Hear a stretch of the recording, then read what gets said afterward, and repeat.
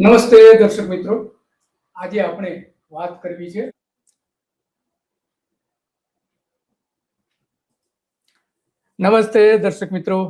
કાલચક્રમાં વાત કરવી છે કે ભારતીય જનતા પાર્ટીના અગાઉના નેતાઓ લોકતંત્રને કેટલું મહત્વ આપતા હતા, લોકશાહી માટે શું કરતા હતા અને આજની જે ગુજરાતમાં ભારતીય જનતા પાર્ટી છે શું કરી રહી છે.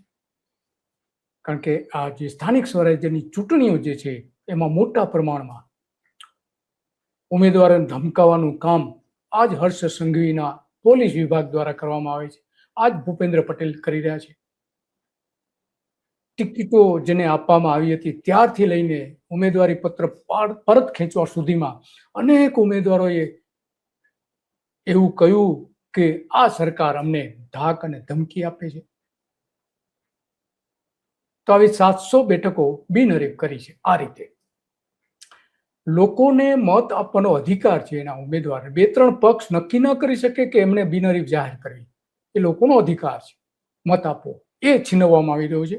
અને એટલા માટે વાત આપણે એટલા માટે કરવી છે કે નરેન્દ્ર મોદીએ ભારતીય જનતા પાર્ટીના સ્થાપના દિવસે એક ડોક્યુમેન્ટરી જાહેર કરી હતી. એના પોતાના અવાજમાં પોતે નેરેટિવ જે આપતા હોય એ રીતે એ પેલા સાંભળી લઈએ અને પછી ગુજરાતમાં કઈ રીતે નરેન્દ્ર મોદીનો ભાજપ, આ ઓરિજિનલ ભાજપ નથી, એ શું કરી રહ્યું છે એ આપણે હમણાં પછી જોઈએ. પહેલા એમને સાંભળી લઈએ કે એ શું કહી રહ્યા છે ભારતીય જનતા પાર્ટીના ભવ્ય ઇતિહાસ વિશે.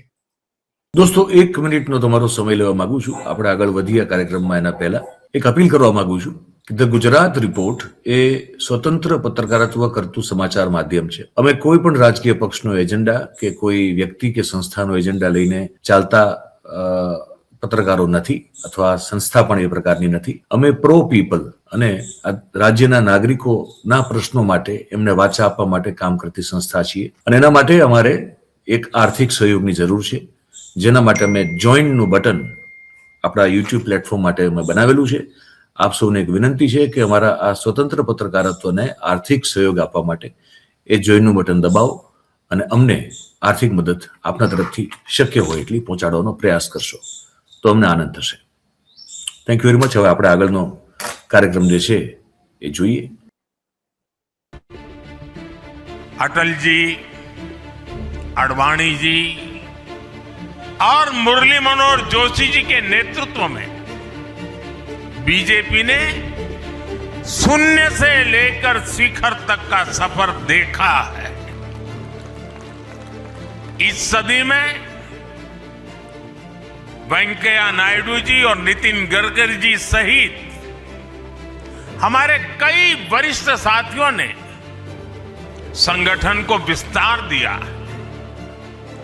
राजनाथ जी के नेतृत्व में पहली बार बीजेपी ने अपने दम पर पूर्ण बहुमत हासिल किया. फिर अमित भाई के नेतृत्व में देश के अनेक राज्यों में भाजपा की सरकारें बनी. लगातार दूसरी बार केंद्र में बीजेपी की सरकार बनी. फिर जेपी नड्डा जी के नेतृत्व में भाजपा पंचायत से लेकर पार्लियामेंट तक और सशक्त हुई. केंद्र में लगातार तीसरी बार भाजपा एनडीए की सरकार बनी. સતત ત્રીજી વખત ભાજપ કેન્દ્રમાં આવ્યું એવું સ્પષ્ટપણે કહ્યું છે. આપણે જાણીએ છીએ કે ગુજરાતમાં આ જ મોડેલ અપનાવવામાં આવ્યું છે. લોકોને ડરાવી ધમકાઈને એના ઉમેદવારી પત્રો પાછા ખેંચથી લઈને ઘણું બધું કર્યું છે. પક્ષાંતર મોટા પ્રમાણમાં ભારતીય જનતા પાર્ટીએ કરેલું 75,000 જેટલા કાર્યકરો કોંગ્રેસમાંથી લાવવામાં આવ્યા છે, એવું CR પાટીલના સમય સુધીમાં. પછી તો ઘણા બધા પક્ષાંતરો પણ થયા છે. આજે મહત્વના જે નેતાઓ જે છે ભારતીય જનતા પાર્ટીમાં અને સરકારમાં એ બીજા પક્ષમાંથી લાવવામાં આવ્યા છે.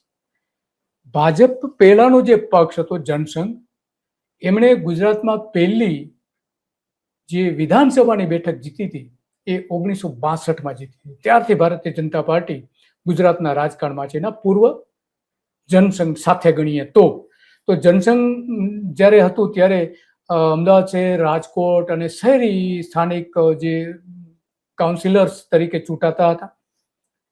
પછી 1980માં જે સ્થાપના થઈ ભારતીય જનતા પાર્ટીને, જે નરેન્દ્ર મોદી એનું ગૌરવ લઈ રહ્યા છે, એ ત્યાર પછી ગુજરાતમાં ધીમે ધીમે એક પછી એક સ્થાનિક સ્વરાજ્યની સંસ્થાઓ કબજે કરવા લાગ્યા. એ પહેલા જોકે જનસંઘ વખતે ભારતીય જનતા પાર્ટી બે સરકારો બનાવી હતી. કેશુભાઈ પટેલ ત્યારે કૃષિ પ્રધાન પણ હતા, ચિમનભાઈ પટેલની સરકારમાં, અને એ પહેલાની બાબુભાઈ જસભાઈ પટેલની સરકાર વખતે પણ. તો બે સરકારો ત્યારે બનાવી હતી જનસંઘ વખતે, અને પછી 1980 પછી પણ ચિમનભાઈની સાથેની એમની ભાગીદારી કરી. 1980-85માં પહેલી વખત ભાજપે કોર્પોરેટર તરીકે પોતાની પહેલી બેઠક જીતી હતી, અને એમાં ગુજરાતમાં સ્થાનિક સ્વરાજ્યની પહેલી સત્તા અમદાવાદ મ્યુનિસિપલ કોર્પોરેશનમાં 1987 થી 1988માં મેળવી હતી. અમદાવાદ મેળવ્યા પછી રાજકોટ, સુરત, વડોદરા, કે જે આજે પણ ભારતીય જનતા પાર્ટીનો ગઢ છે, મહાનગરપાલિકાઓ, અને બીજી હવે તો ઉમેરીને કુલ નગરપાલિકાઓ જે 17 થાય છે, એમાં 15 તો અત્યારે ચૂંટણી છે, અને એમાં આ બધી અરાજકતા આપણે જોઈ શકીએ. નરેન્દ્ર મોદી આગળ શું કહ્યા છે સાંભળીએ, તો એમને પણ સાંભળીએ કે શું કહી રહ્યા છે. पूर्व के सभी अध्यक्षों का उनके अमूल्य योगदान के लिए देश के कोटि कोटि कार्यकर्ताओं की तरफ से और मेरी तरफ से बहुत बहुत अभिनंदन करता हूं. अब माननीय नितिन नवीन जी हम सभी के अध्यक्ष हैं, और जब बात पार्टी के विषयों को आती है तब माननीय नितिन नवीन जी, मैं एक कार्यकर्ता हूं, वे मेरे बॉस हैं. એક પરફેક્ટ ઘરનું સપનું એને સાકાર કરશે કોણ? Shrinathji group of companies. 10 વર્ષ પહેલા દક્ષેશ સ્ટાર્ટેડ હિઝ જર્ની એક સિમ્પલ ડ્રીમથી. બધાનું ડ્રીમ હોમ બનાવવાનું સપનું, એ પણ અફોર્ડેબલ પ્રાઇસમાં. 2015 થી હજારો ફેમિલીઝનું સપનું પૂરું કર્યું છે, તો તમે કેમ પાછળ રહી જાઓ? આજે જ મુલાકાત લો શ્રીનાથજી સામ્રાજ્ય અને સ્વસ્તિક પાર્કની, અને તમારા સપનાને એડ્રેસ આપો. એ તો માત્ર કહેવાની વાત હતી કે હું, મારા બોસ નીતિનજી છે. વાસ્તવમાં બોસ તો નરેન્દ્ર મોદી છે, પાવરનું કેન્દ્ર જ નરેન્દ્ર મોદી છે. ગુજરાતમાં જે કંઈ થઈ રહ્યું છે એની મંજૂરી વગર કંઈ કશું થતું નથી. તો આ આપણા માટે બહુ ગંભીર ચિંતાનો વિષય છે. ગુજરાતમાં ચારે બાજુ અરાજકતા જોવા મળી રહી છે, પક્ષાંતર મોટા પ્રમાણમાં થઈ રહ્યું છે, પણ સાથે સાથે 700 બેઠકો બિનહરીફ કરવામાં આવે એ કોઈ પણ રીતે કોઈ પણ રાજકીય પક્ષ માટે સારી બાબત નથી. રાજકીય પક્ષ માટે જ નહીં, લોકો માટે પણ સારી બાબત નથી. આ તો લોકશાહી પદ્ધતિને ખતમ કરી દેવાની વાત આવી રહી છે. મેન્ડેટ આપવામાં પણ એટલા મોટા પ્રમાણમાં CR પાટીલના મત વિસ્તારમાં મોટા પ્રમાણમાં મેન્ડેટ ગુમ થઈ ગયા હતા કોંગ્રેસના, અને ત્યાં મોટાભાગની બિનહરીફ થઈ. કોણે કરી, કઈ રીતે કરી, શું થયું હતું બધું? આ નાટક તો ગુજરાતના લોકો જાણે છે સારી રીતે. તો અત્યારનો જે ભારતીય જનતા પાર્ટી જે છે એ લોકશાહી માટે નહીં પણ લોકશાહીની હત્યા માટે કામ કરતો હોય એવું દેખાઈ રહ્યું છે. અને બીજી બાજુ રાષ્ટ્રવાદી પક્ષ કે છે, તો આ કોઈ પણ હિસાબે રાષ્ટ્રવાદી પક્ષના નિશાનો નથી, એના કાર્યકરો જ વિરોધ કરી રહ્યા છે. અને એટલા માટે આજે આપણે વાત કરવી પડી છે કાલચક્રમાં, અને વહેલી તકે આ સ્થિતિ ગુજરાતમાં સુધરે એ અત્યંત જરૂરી છે. ભૂતકાળ એકદમ ભવ્ય હતો. કેશુભાઈ પટેલ અને એ સમયના જે કાશીરામ રાણા, સુરેશ મહેતા, A.K. પટેલ, રાજેન્દ્રસિંહ રાણા અને સૂર્યકાંત આચાર્યથી લઈને ઘણા બધા એવા નેતાઓ હતા કે જેને ભારતીય જનતા પાર્ટીને સાચી રીતે લોકોના દિલમાં વસાવી હતી. પરંતુ જ્યારથી નરેન્દ્ર મોદી એ સુકાન સંભાળ્યું ગુજરાતનું 2001 થી લઈને આજ સુધી 25 વર્ષમાં ચારે બાજુ લોકશાહીના જે સ્તંભો છે એક પછી એક ખતમ કરી દીધા, અને હવે ચૂંટણી પદ્ધતિ પણ એમણે ખતમ કરી દીધી છે. એ આ અત્યારના જે આપણે જોઈ શકીએ છીએ ચિત્ર આખા ગુજરાતમાં ઊભું થયું છે, અને ભારતીય જનતા પાર્ટીના પોતાના કાર્યકરો નેતાઓ વિરોધ કરી રહ્યા છે. યોગેશ પટેલ અને ભરૂચના સાંસદ મનસુખ વસાવા વિરોધ કરી રહ્યા છે, ડોક્ટર કાનાબાર, આ બધા જ વિરોધ કરી રહ્યા છે કે આ કોઈ પણ રીતે સાચી પદ્ધતિ નથી. અને એમની વાત સાચી જ પડી છેલ્લે, કારણ કે જે ક્રાઇટેરિયા નક્કી કરેલા હતા ભારતીય જનતા પાર્ટીએ એની વિરુદ્ધ ઘણા બધાને ટિકિટો આપવામાં આવી છે. 60 વર્ષથી ઉપરનાને આપી છે, કુટુંબવાદ ચલાવવામાં આવ્યો છે, સેન્સ જે લેવામાં આવી હતી એમાં જેના નામ નહોતા એવા બધાને ટિકિટો આપી દીધી છે. કેટલાક તો ગુંડાઓ જે છે એમને ટિકિટો આપવામાં આવી છે. દારૂનો અડ્ડો ચલાવનારા એક મહિલાને પણ ટિકિટ આપી છે. તો આ જે કંઈ થઈ રહ્યું છે હરીફ પક્ષના ખતમ કરવા માટે થઈ રહ્યું છે અને લોકશાહીમાં કોઈ પણ રીતે યોગ્ય નથી. અને એટલા માટે કાલચક્રમાં જે વાત કરવી પડે છે કે એક સમયનો જે ભારતીય જનતા પાર્ટી હતી એ હવે નથી રહી. હવે લોકશાહી વિરોધી પક્ષ બની ગયો છે.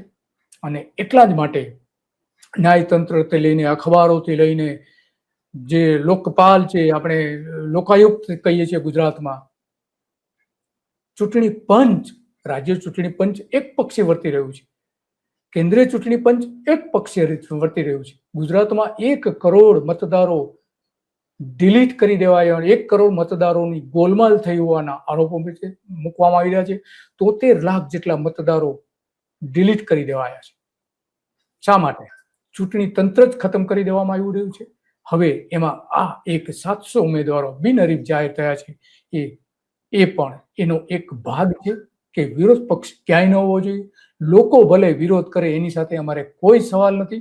અમે તો ચૂંટણી એન કેન પ્રકારે તંત્રનો ઉપયોગ કરીને, પોલીસ, વહીવટી તંત્રથી લઈને ચૂંટણી પંચથી લઈને તમામનો ઉપયોગ કરીને છેલ્લે આ બધા તંત્રમાં જ્યારે નિષ્ફળ થાય ત્યારે 25 લાખથી 50 લાખ રૂપિયા સુધીમાં સામેના પક્ષના ઉમેદવારી પત્રો પરત ખેંચવામાં આવ્યા હોવાના રેકોર્ડ્સ પણ આપણી પાસે છે.